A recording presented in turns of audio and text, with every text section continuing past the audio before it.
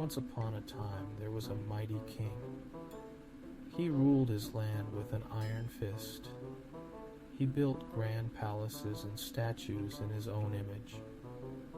The king believed he was like God, perfect and powerful.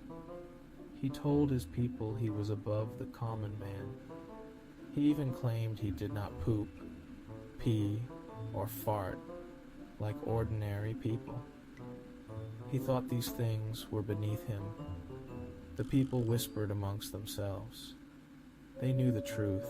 Everyone poops, pees, and farts. It's part of life. But no one dared to question the king. He was too powerful, too intimidating.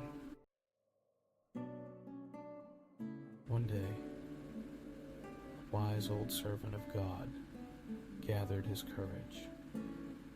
He decided to tell the king the truth, the spiritual truth behind these functions. He knew it wouldn't be easy, but he also knew it was the right thing to do. He came to the king without bowing before the king, but looked right at him. "Your Majesty," the servant said, "I must speak the truth.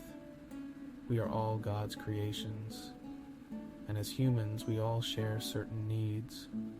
We eat, we sleep, we laugh, we cry, and yes, we even poop, pee, and fart." The king was furious. How dare this lowly servant contradict him? He jumped up from his throne, his face red with anger. "Silence," he roared. "You are wrong. I am not like other men. I am divine." The servant stood his ground. He knew the king needed to hear the truth. "Your Majesty," he said gently, "God created us all, and God gave us these functions for a reason. They are not shameful but humbling. They are a part of what makes us human." The king stared at the servant, but this servant of God had a truth and a light in his eyes where even the king could not hold his gaze. His anger began to fade, replaced by a flicker of doubt. "This man is right," the king exclaimed in his mind. "I'm not so different from my subjects after all. I know the truth. I don't have to hide my humanity to be king anymore." The wise servant of God continued. "These functions remind us that we are not gods. They keep us humble. They are signs of God's love, for they cleanse our bodies and humble ourselves. Let us be grateful for them and be humbled and never be arrogant.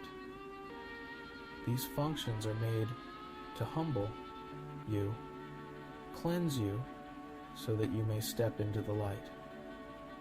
The king slowly sat back down on his throne. The servant's words had struck a chord. He realized that he had been wrong. He was not above the natural functions of life.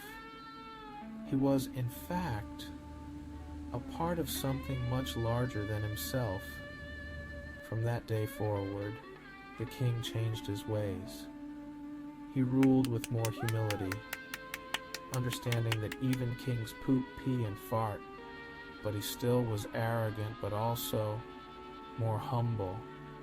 Replaced his throne with a golden toilet as an act of atonement, where he spent the last days of his life, surrounded by his doting subjects, handing him velvet and cashmere toilet paper, singing his praises, because they love him more. He died from dysentery, a terrible disease, an expiation from God before his demise, a sign for the arrogant. The message was heard throughout the world, and no other king out of fear ever claimed to be above these human needs ever again.